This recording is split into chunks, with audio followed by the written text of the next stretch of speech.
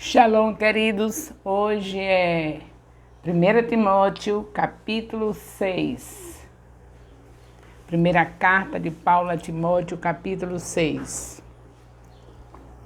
No versículo 1, está escrito: servos debaixo do jugo. Isso está se referindo a cristãos que trabalhavam realmente como escravos. Naquele tempo ainda tinha alguém trabalhando como escravos. Os escravos cristãos deveriam dar toda a honra ou respeito aos seus senhores. A vida e as ações de um escravo cristão deveriam representar a fé cristã e o próprio Cristo. No mesmo modo, devemos observar como agimos em nosso trabalho. É extremamente importante que as nossas ações testifiquem a realidade do poder de Cristo em nossa vida. Naquele tempo ainda tinha escravos, hoje não tem mais, mas não se esqueça que você tem patrões e aconselhável que eles vejam Jesus em sua vida. Quando nós tínhamos o culto da imersão, que era dia de sábado, eu dizia para os que trabalhavam, que tinha patrão, que pedisse o horário da tarde do sábado para estarem nesse culto, que era para estar todos os discípulos e apresentarem a palavra estudada durante um mês. Eles diziam que o patrão não liberavam. E eu dizia: se você mostrar Jesus na sua vida, no seu trabalho, qualquer patrão libera, porque o meu marido trabalhou mais de 20 anos no polo petroquímico e ele mostrava Jesus na vida dele de tal maneira que qualquer coisa que ele precisasse da empresa, ele era liberado. Tinha perseguição por causa do evangelho. É claro que o diabo não deixa de perseguir um cristão que está sendo vista a luz de Cristo na vida dele e no seu emprego. Mas em compensação, Deus fazia os patrões liberarem pelo comportamento especial que um filho de Deus tem no seu trabalho. Não falta o trabalho, chega antes de começar trabalho, sempre chegando antes, nunca atrasado, e quando atrasa, paga o horário que atrasou, não faz greve, não diz um não para o patrão. Isso aí qualquer coisa que você quiser desse patrão para cumprir no meio da igreja, eles liberam. Então eu via que aqueles que estavam trabalhando no sábado, que não podiam ir para o culto da imersão, é porque não tinha sido ainda visto na vida dele a luz de Cristo, na presença dos seus patrões. E aqui é o que Paulo está aconselhando, é isso.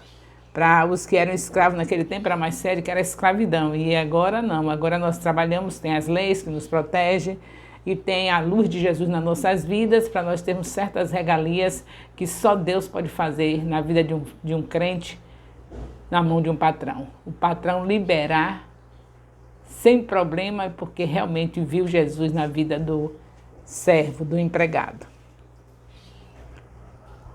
No versículo 2 desse capítulo 6 de 1 Timóteo, Paulo passa para a conclusão com uma última advertência. Para que Timóteo instrua a sua congregação a fim de combater os falsos ensinos que estavam infiltrando na igreja de Éfeso.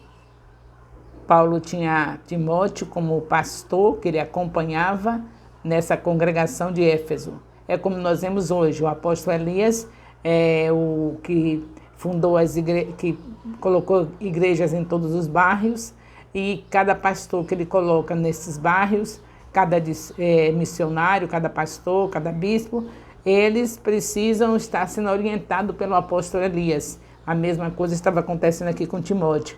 Ele estava em Éfeso com a proteção, a cobertura de Paulo, e Paulo orientando a ele para combater os ensinos falsos, combater os falsos mestres que tinham se infiltrado na igreja de Éfeso. A palavra grega usada para ensinar significa apresentação formal da doutrina, enquanto a palavra grega usada para exortar implica uma instrução menos formal, uma aproximação com o fim de orientar. Sabemos que o Novo Testamento foi escrito em grego e o Antigo Testamento em hebraico. E nós, que queremos realmente entender mais a Bíblia, sempre que for possível, fazer um curso de grego, nós que estamos na frente do povo, né? Estudar grego, estudar hebraico, se possível. Se não for, vai depender totalmente do Espírito Santo, logo que você não tem condições de fazer um estudo mais profundo. Mas mesmo assim, não perca as informações que nós damos no vídeo. O vídeo do discipulado é justamente para ter algumas informações além daquilo que vocês ainda não perceberam no capítulo. Então, todo capítulo da Bíblia que vocês recebem para o discipulado tem o vídeo com as informações que não devem deixar de ser ouvido. Você ouve esse vídeo enquanto está trabalhando, o tempo todo. Você está na pia, onde você estiver, está ouvindo. E se tiver filho dentro de casa, adolescente ou jovem, você bota alto para que eles ouçam. Porque o mesmo discipulado seu é o do seu filho adolescente, é o do seu filho jovem, é do seu filho adulto, seja a idade que for, todos nesse Ministério Apostólico Internacional de Jerusalém têm o mesmo estudo a cada semana. Cada semana o ministério inteirinho está falando a mesma linguagem. Então é um discipulado realmente entregue das mãos de Deus para nossas mãos. Vamos ver ainda 1 Timóteo 6, versículo 3 e 4. Se alguém ensina alguma outra doutrina, aqui Paulo está falando, se referindo diretamente aos falsos mestres, que ensinavam outras doutrinas. Falsos mestres e instrutores que tinham se infiltrado no meio da igreja. Contrasta o ensino doentio deles, dos mestres, com a sã palavra que ele tinha entregue àquele povo e a Timóteo. Louvado seja Deus. 1 Timóteo 6, versículo 5. Privados da verdade, descreve a futilidade das discussões religiosas especulativas. Além disso, os falsos mestres estavam usando a religião em seu próprio benefício e ganho financeiro. Era provável que esperassem que suas discussões lhes rendessem lucros. Sã doutrina e exortação são a base de uma igreja saudável, não o falso e atrativo brilho e a ganância desses pseudo-mestres. Então, esses pseudo-mestres, esses que estavam infiltrados na igreja de Éfeso, onde Timóteo estava tomando conta, debaixo da cobertura de Paulo, eles traziam aquela doutrina bem apreciativa, bem atrativa. Não é aquela que a gente fica dizendo assim, olha, você vai ter uma surpresa maravilhosa neste dia. Essa é a doutrina dos falsos mestres. Eles começam a profetizar, fazer tanta coisa para atrair o povo. E o povo começa a dizer, mas o meu pastor não faz isso. O meu pastor não fala em línguas estranhas. O meu pastor não profetiza. E começa a ficar atraído pelos falsos mestres. Era isso que estava acontecendo na igreja de Éfeso, que estava na direção. Quem estava tomando conta era Timóteo. E quem era a cobertura? Paulo. Versículo 6 de 1 Timóteo 6. O verdadeiro ganho está na piedade com contentamento, ou seja, na suficiência das necessidades da vida. Esta é a razão, Timóteo 6, 1 Timóteo 6, 7. Esta é a razão por que devemos estar sempre contentes, pois afinal todos nós um dia morreremos. 1 Timóteo 6, 8.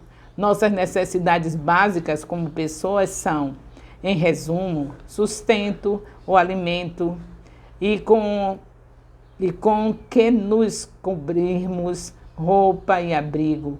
Para os cristãos, essas duas túnicas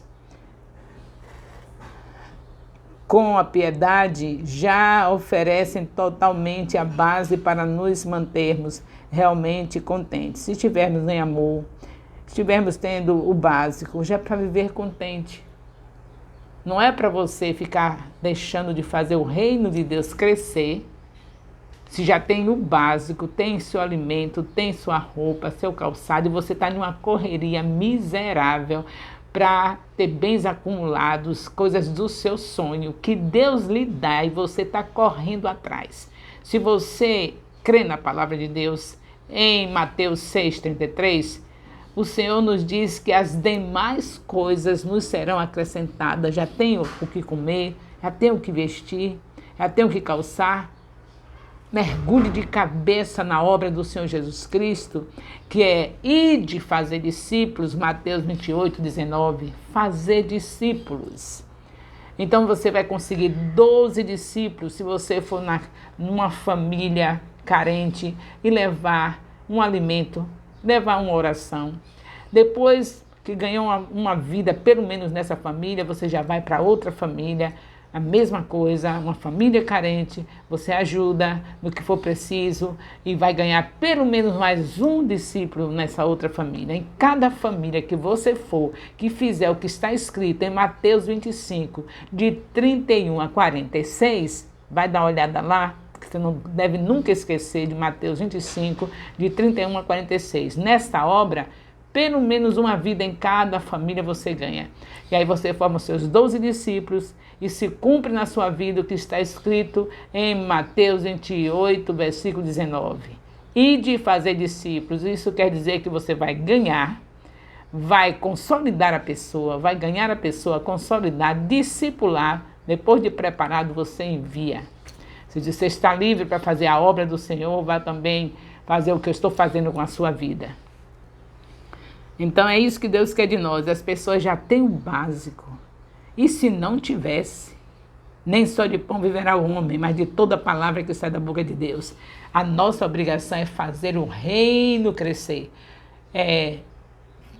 Assim como diz Mateus 6,33, buscai primeiro o reino de Deus e a sua justiça, e as demais coisas vos serão acrescentadas. Eu estou falando com base no que acontece na minha vida. Tudo que eu ensino a vocês, você pode me acompanhar, que você vai ver que foi feito no passado e no presente, e quanto Deus me der vida, será feito no futuro. Eu não estou ensinando nada que eu não faça. Quem quiser, eu vou levar nos lugares onde eu passei. Só basta você me pagar a gasolina e eu levo em todos os lugares. Então, quem ensina o que faz, não tem como ser recusado do ensino. Então, pronto, vamos em frente? Vamos em frente, porque para mim chegar até aqui foi assim, desse jeito. Deixando tudo e seguindo o que Deus diz. Ide, fazer discípulos, busquei o reino em primeiro lugar. É claro que eu não sou perfeita. Tive meus momentos em que não fiz como deveria fazer. Não foi com aquela perfeição que Jesus queria, mas não parei de insistir no que ele diz. Buscai o reino de Deus e a sua justiça, e as demais coisas vos serão acrescentadas. É por isso que eu lhe digo, só tem vantagem que medita na palavra de dia e de noite, porque sabe o que é que Deus quer que faça. As pessoas têm dificuldade de saber o que é que Deus quer que faça, porque nem sequer numa Bíblia quer ter o costume de ler um capítulo por dia. Um capítulo por dia. E no caso nosso, que temos um discipulado de excelência, só basta acompanhar os capítulos do discipulado. Amanhece o dia no lugar secreto, o capítulo do discipulado. Quando chega meio-dia, torna a repetir o capítulo do discipulado. Quando chega à noite, faz o culto da família com o capítulo do discipulado. Já é o suficiente. 7 dias na semana. É desse jeito que a sua família vai ser transformada. É desse jeito que você vai conseguir alcançar os seus vizinhos. É desse jeito que você vai alcançar a parentela. É desse jeito que você vai alcançar as vidas e mais vidas que estão aí indo para o inferno. Louvado seja Deus. Então, 1 Timóteo 6, versículo 9. 2 tipos de pessoas são aqui descritos com relação à riqueza. O primeiro tipo são aqueles que querem ser ricos. A falta de piedade e de contentamento em seu íntimo lhes deixa um vazio preenchido pela ganância. A ganância leva as pessoas à tentação. armadilhas e a corrupçências loucas e nocivas. Isso tudo leva à ganância na nossa vida. O significado literal de submergem é que são arrastadas para o fundo. Paulo faz uma descrição explícita das pessoas gananciosas afundando sob o terrível peso dos seus desejos materiais. Perdição e ruína são os sinônimos de destruição e perda irreparável. Tal perda pode ser sofrida nesta vida, como, por exemplo, por meio de um propósito errado, ou na vida, por meio de um propósito errado, ou na vida após a morte. Se os desejos materiais acabaram de afastar o indivíduo de Cristo, termina o resultado sendo na morte, depois da morte. Por consequência de ter se afastado por causa da ganância da presença de Deus. 1 Timóteo 6,10 agora. O dinheiro em si não é um problema, mas o amor ao dinheiro é o amor ao dinheiro, sim, que é o problema, a raiz de todos os males. Já imaginou você usar o dinheiro que você tem para ficar botando tatuagem na sobrancelha? Isso são as mulheres que chegaram a esse ponto tão ridículo de pegar sua sobrancelha perfeita que Deus fez, que o marido que ela arranjar, que o esposo que ela pedir a Deus vai amar a sobrancelha do jeito que Deus deu. Elas estão se preparando para casar com alguém que não foi Deus que deu, quando elas fazem isso. Estão se preparando para casar com alguém que Deus não deu, ou ela já casou com alguém que Deus não deu, que ela não pediu a Deus, e por isso tem que fazer isso na sobrancelha, porque um abismo causa outro abismo. Porque alguém que casou com a pessoa que foi da vontade de Deus, que se submeteu à santidade, esperou na santidade e casou com o santo homem de Deus, jamais vai precisar de pegar sua sobrancelha para fazer tatuagem para agradá-lo. Porque o homem de Deus se agrada da sua mulher do jeito que Deus a fez. Então, é um abismo chamando outro abismo. Aí o dinheiro tem que ser a raiz de todos os males, porque ela vai querer ter dinheiro acima de tudo para manter os seus desejos carnais, ele também, porque o homem também está desse jeito, não é? Não sei se está fazendo sobrancelha, mas também está do mesmo jeito, a ganância, a vaidade, a idolatria ao corpo. Então, a gente sabe que os escolhidos de Deus, em vez de ouvir uma palavra como essa e ficar zangado, vai dar graças a Deus pelo despertamento para deixar toda obra do mal e viver na santidade como Deus requer. 1 Timóteo 6,11. Paulo faz uma séria advertência contra o materialismo. Fogo, essa palavra fogo é uma ordem firme. Segue a determinação para perseguir ou ir atrás de algo ou alguém. A justiça, a piedade e a fé são qualidades de caráter. A caridade e a paciência e a mansidão são frutos da vida controlada pelo Espírito. Gálatas 5:22. Homens e mulheres de Deus devem, com todo o seu ser, seguir a piedade, não objetivos puramente materiais.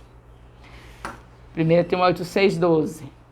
Toma posse da sua vida eterna. Essa expressão aqui, a vida eterna é vista como um dom gratuito de Deus, uma experiência presente e uma recompensa.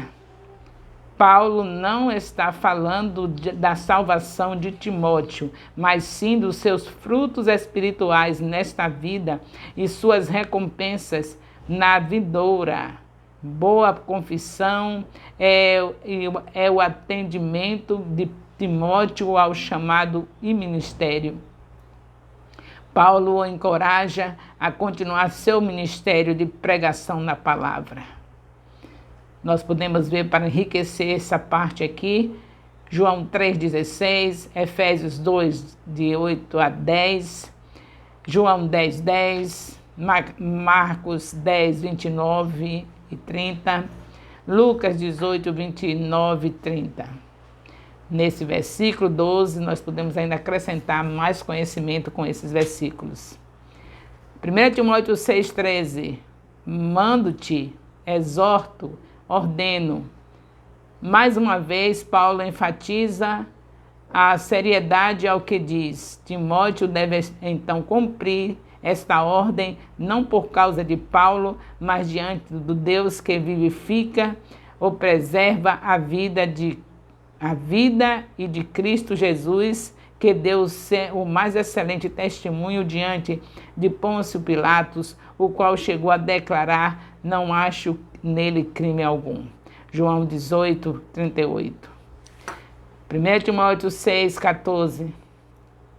No contexto imediato anterior, Paulo exorta Timóteo a evitar a discussão religiosa vazia, 1 Timóteo 6, de 3 a 5, e a cobiça causada pelo materialismo, 1 Timóteo 6, de 6 a 10.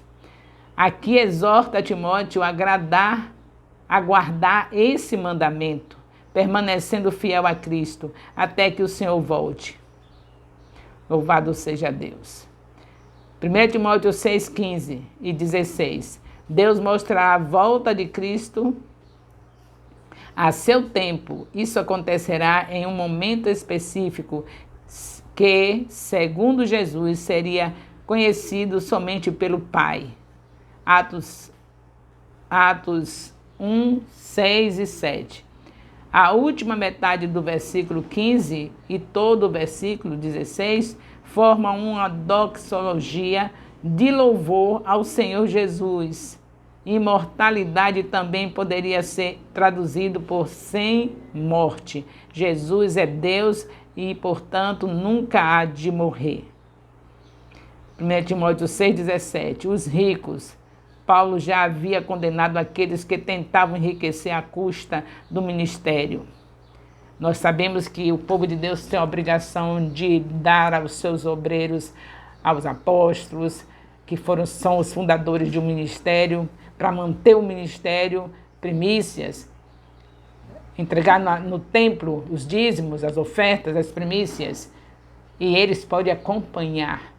Por exemplo, na minha vida do meu marido, o apóstolo Elias, eles podem acompanhar, porque verá que tudo quanto eles estão entregando de oferta, de primícias, de dízimos, está sendo usado no ministério para o sustento dos obreiros, do pessoal do administrativo, de todas as coisas que são necessárias e usado no sustento dos apóstolos.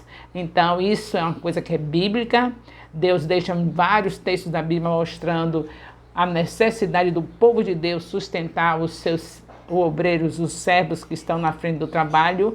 E no caso de um ministério que é apostólico, em primeiro lugar são os apóstolos, que são responsáveis por todo aquele ministério, e o ministério se responsabiliza para também dar o sustento dos obreiros que estão na obra de um tempo integral.